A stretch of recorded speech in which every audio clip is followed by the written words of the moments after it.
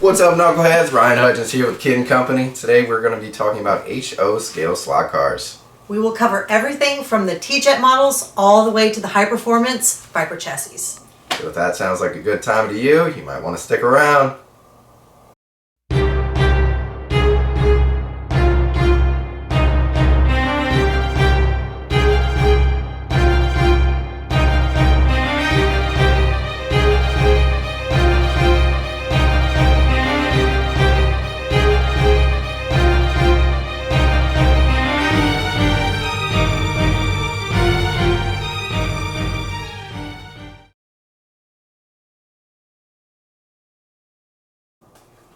Good morning, slot heads.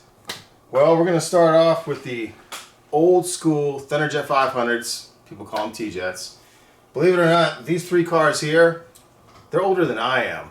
And that's saying a lot. We're going to start off with this guy here wearing a cowboy hat. It's a beautiful little model, by the way. I don't know if you can see the bottom. That's your T-Jet right there. That's what they look like. Held in place with screws. Kind of cool. Let's see what this old timer can do. I try not to run these a lot, so I've got the voltage set at the intermediate level on my AFX tri-pack. And let's go for it. Okay, smooth. Goes through town. Let's turn on the jets. Nice. I'm not pushing these old guys too hard. But that's a nice smooth run. 17.76. 17.76 for the old timer. Let's see how this old Indy car does. Another relic, but that's what they look like. This is a really nice example. Alright, and he's off. Ooh, that's real smooth. Got the smooth operator here. Indy car.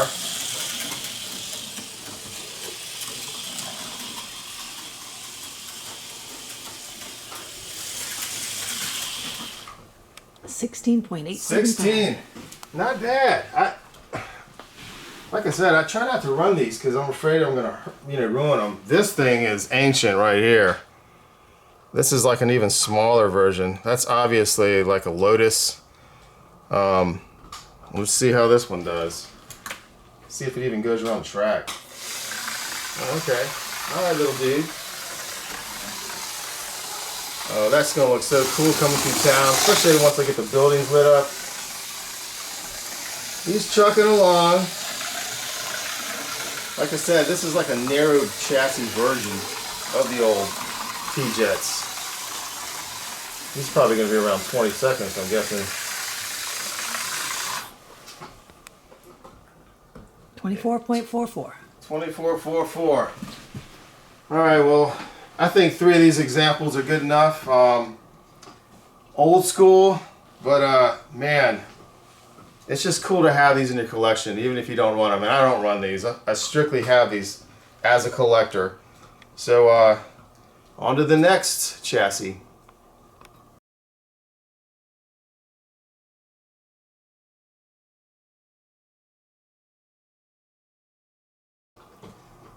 A couple of beautiful old school F1 cars. These are G Plus, old Aurora G Plus chassis here.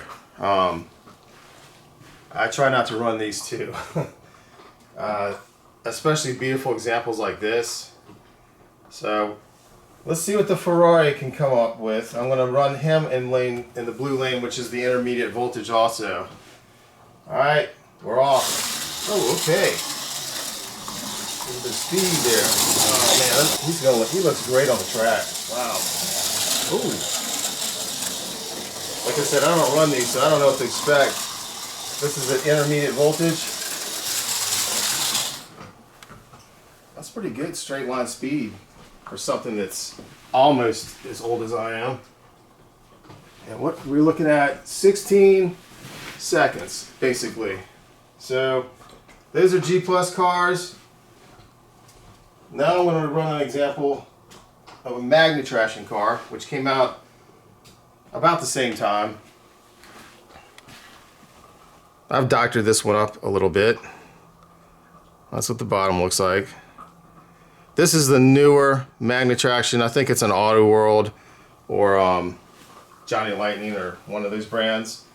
I'm going to run this at intermediate voltage also. That's pretty smooth. Oh. Alright, let's try the higher voltage for this guy. Okay, that's what he craves. So this is the expert setting on the tripad. Whoa! Alright. Wow, magnetraction. Who knew? Well, actually, that's not a 44. Let me give him a fair run.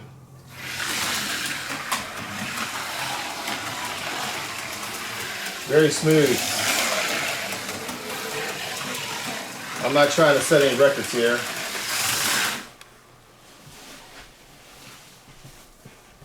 Oh, I'm sorry, I was looking in the wrong lane. It's 11.3. He's in lane 2, as you can see. I was looking at the blue lane over there. Not bad.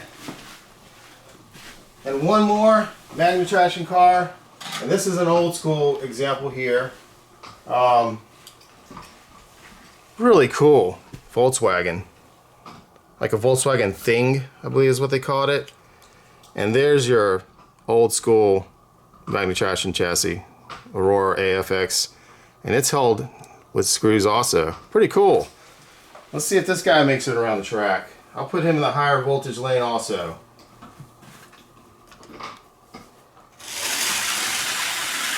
Okay, well, he might make it. Oh, he really looks cool going through town. And this guy, I don't think he's got aftermarket rears. He's coming with a big win. 19.09. Magnetraction car. Really cool. Even the little windshield folds down in the front. I don't know if you can see it. Look at that. But on to the next class.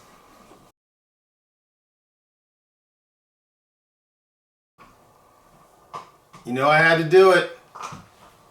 Custom Star Wars HO scale cars. Much like I did the 1/32 scale digital Star Wars custom builds, did the same thing on a much smaller level here. Kind of a black stage, so that it kind of bleeds and fades into the track. Let's take this one particular model. For those of you that don't know, that's a snow speeder. Let's see what the snow speeder looks like cruising through this town here. I'm going to put this guy in the intermediate lane, intermediate voltage.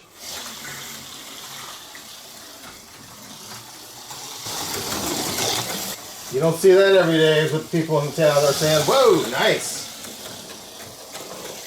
Just flying through town.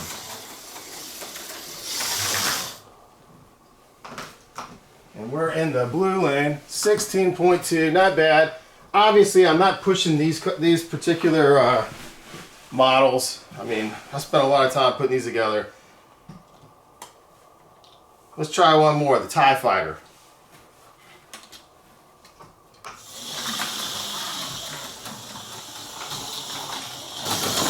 Now, what are the people in this town thinking right now? Smooth, very smooth.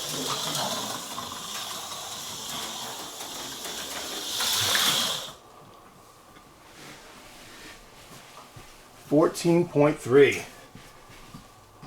I'd say that's a pretty nice run. And these chassis here, I think they're Auto World. They're the more modern Magnetraction chassis with an extra magnet there. Like I said, had to do it, right? The force is strong in this one.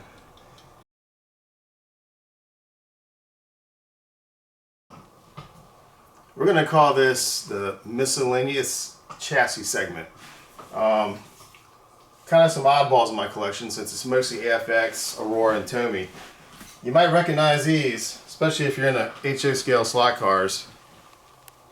Especially if I flip them over. It's a Tyco 440 by 2. And I got the 2 Ferrari versions. Over here is a real oddball. I don't even remember buying it. I don't know that I've even run it. It's an AMRAC.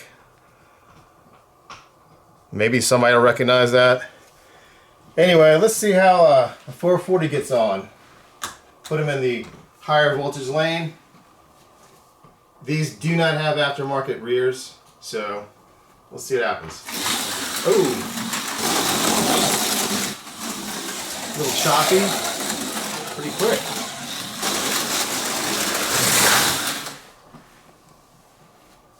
Basically a 9, okay. Quickest car we've done so far today. With a blistering 9.1 actually. There's your Tyco 440 by 2 example. And let's see what AMRAC does here. I don't even know if this thing runs. It doesn't have aftermarket slicks on it. I'll put you in the hot lane. Oh, whoa. That's not bad. Wow, this car would probably move pretty daggone good if I had aftermarket slicks on it. Whoa! We wiped out. Yeah, that's not the car's fault. I need to put some new shoes on this baby. Yeah, the tires are getting old. When the tires get old, they're brittle. So it's not getting the traction it would normally get. That's pretty cool. I think this car has earned some aftermarket rear slicks. What do you think? Now on to the next segment.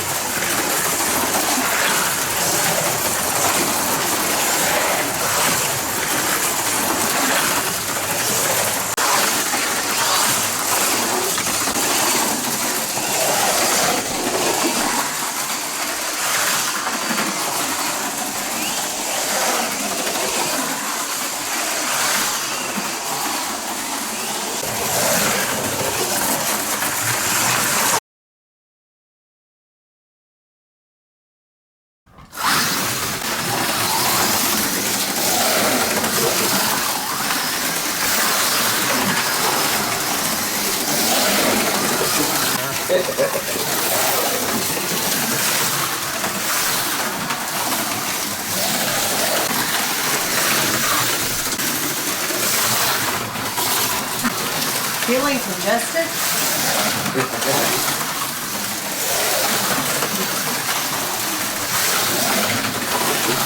That's all for this episode, Knuckleheads. So until next time, keep living that big kid lifestyle.